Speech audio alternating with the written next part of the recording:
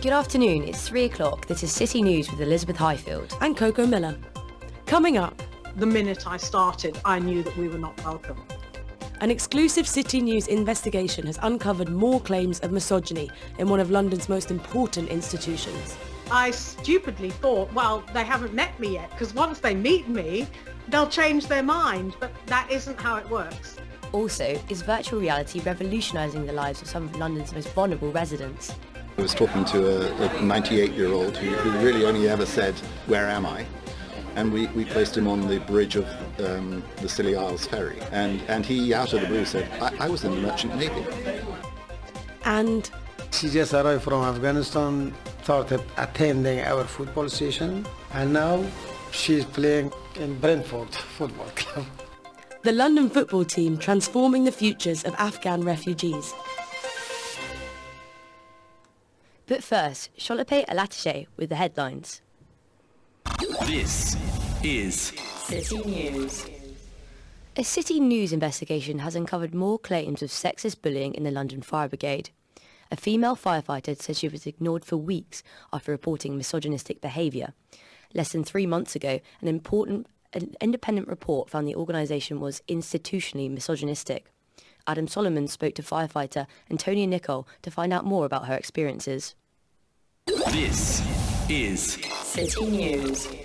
City News has been told equal government funding for all local authorities in London could prevent big council tax rises.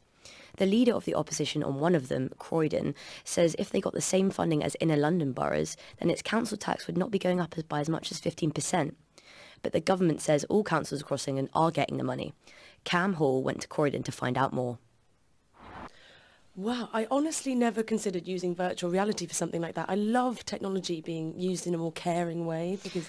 Yeah, I agree. I mean, I think the possibilities are literally endless as well. Like, I mean, I can see, like, maybe even, like, smell and taste getting involved, which actually I'm pretty scared about in the future. But, I mean, who knows what's going to happen, so... It can be quite scary, these developments, isn't it? This is City News.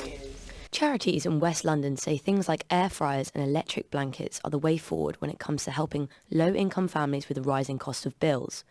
Dad's House and Solidarity Sports are giving them out and saying they're saving households money, which is also providing a boost to mental health. Sophie Mayhew went to find out more. That was Sophie Mayhew talking to the charities Dad's House and Solidarity Sports. Tweet at City London News and let us know your thoughts on air fryers and using them and how they've affected your bills. This is City News.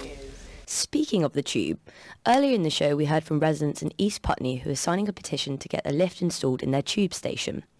We now have the MP who started that petition, Fleur Anderson, on the line to tell us more. Hi Fleur, thanks for chatting to us. Hi, thanks very much for having me on.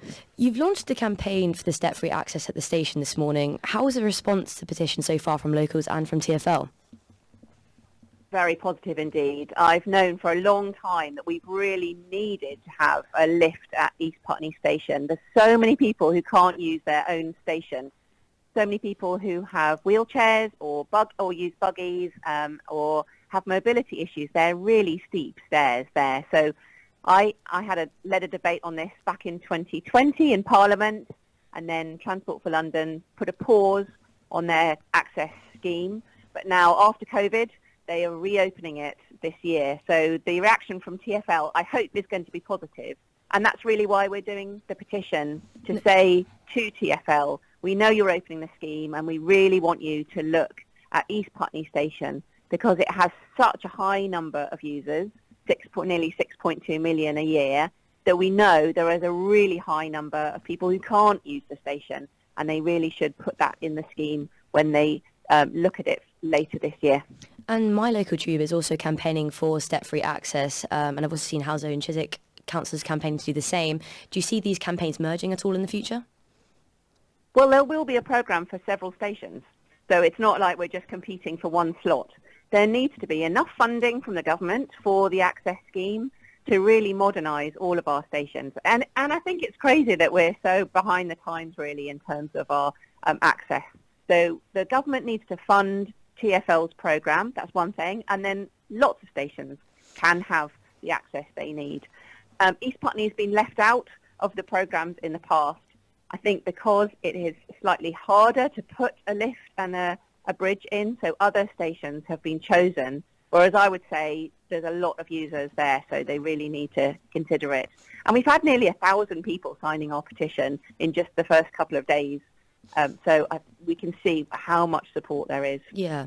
And just while I've got you on the line, so earlier on in the show, we had a City News exclusive, which basically uncovered reports of sexist bullying in the London Fire Brigade. I know it's a slight left turn from what we were just speaking about, but I wondered, sort of, as an MP, what's your response to these sort of reports of institutional misogyny? We're seeing it in the Met, we're seeing the Fire Brigade. What are your thoughts on that? Oh, I'm really concerned about this because I know so many of our fire workers are just put their heart and soul into their job, and they don't want to be working in a toxic environment where there's bullying. So to hear that there is that within the fire brigade makes me really really concerned about that. And no one wants this anywhere in London. We don't want it in any workplace, let alone within people who are working so hard and are so brave. So I hope that the fire brigade, and we've known about some other incidents as well, I hope that they will really be taking this seriously. And I have met recently with my own commander locally, but it's something that's got to be wiped out everywhere we see it. No misogyny, no sexism, no bullying. Definitely, couldn't agree more. Well, thanks so much for coming on the show, Fleur Anderson. That was MP Fleur Anderson. Thanks everyone, and everyone who wants to support the campaign for the lift in East Putney Station, do have a look on my social media and you'll see the petition there. This is City News. A charity in West London whose primary focus is around integration support for refugees has created a girls' football team. CEO of ACAA, Dr. Nordal Massimi MBE, who is a refugee himself, set up the programme because he wanted his family to have access to projects like this one when they first arrived in the UK. Billy Joe Becker reports. Black restaurant owners in London say they are facing challenges in the hospitality industry because of their race. This comes after 12 black-owned restaurants have been given cash to encourage diversity in the sector. Lily Sabo went to speak to the owner of Heavenly Cake Company. Divers across London. That was Lily Sabo reporting. Stay tuned to hear the next show at City News, where they'll be discussing the latest in London politics. Across campus, this is City News. With Halloween coming up, not everyone will consider the environmental cost of wasted pumpkins. But for environmental charity Hubbub, pumpkin rescue is at the forefront of their concerns. Elizabeth Highfield comes to us live from Covent Garden. I'm here live at Covent Garden, where a pumpkin market will take place this weekend in anticipation for Halloween. Covent Garden will display 200 pumpkins and squashes available to purchase in various shapes and sizes. The event is set to be Halloween and full of family fun. However, the pumpkin tradition does pose questions about what will happen to the pumpkins that don't get sold. Senior creative partner at the charity Hubbub, Mark Breen, is trying to prevent pumpkin wastage. So Mark, how many pumpkins are expected to go to waste this year? So we've done some research and we've found out that people are expected to throw away more than £32 million worth of pumpkins. That's around half of the pumpkins, or just over half of the pumpkins that are bought, so over 22 million pumpkins. Wow, and what are some ways that people can avoid wasting their pumpkins? Well, put it simply, they can cook them. So when they're doing their Halloween carvings, they can either cook those carvings straight away, or they can get them in the freezer and they'll last for ages and cook them whenever they've got a moment. Some great ideas that you can make. Obviously, you can put into like a Thai red curry, really delicious in there, or into a soup. You can do some sweet things. So we've been working with some influencers and we've seen some great ideas. Everything from donut holes to making gnocchi out of pumpkin. Elizabeth, tell us, are attitudes changing towards recycling vegetables? Well, a new report released by the charity said that in 2014, 42% of the population once thought you could eat a pumpkin, which has now gone up to 59%. However, a survey of over half of residents in London revealed they weren't actually using the pumpkins they bought. Hubbub advocates for the importance of using all of our food. In terms of the environmental impact, food waste has the same greenhouse gas emissions as 1 in 10 cars on the road, so it's absolutely massive. And there's just little simple changes that we can make every single day, from storing our food properly to planning our meals to eating all of our leftovers, that can just help reduce that. So if we all make just a little change every single day, every single meal, we can have a massive impact between us. Mum from North London has said that she's not sure an expansion to a scheme aimed at making parents switch to reusable nappies will work. At the moment, mums and dads can get £54 vouchers to go towards cotton nappies, but that might increase next year. Elizabeth Highfield reports. The realities of a baby being changed to Nappies for London demonstration. Mums at this event can already use the voucher provided by the North London Waste Authority to buy reusable nappies. It's currently worth £54.15. The baby's poo goes onto a liner which can then be shaken off into the toilet. The liner could then be washed or used again or thrown away. Real Nappies for London say over the 2.5 years that nappies are usually needed, parents could save around £500. That can mean even more if they get the go-ahead to increase the scheme. All of this can mean less nappy waste. Programme Manager for Nappies for London, Alice Walker, believes that this can make a big difference. Using reusable nappies will prevent household waste.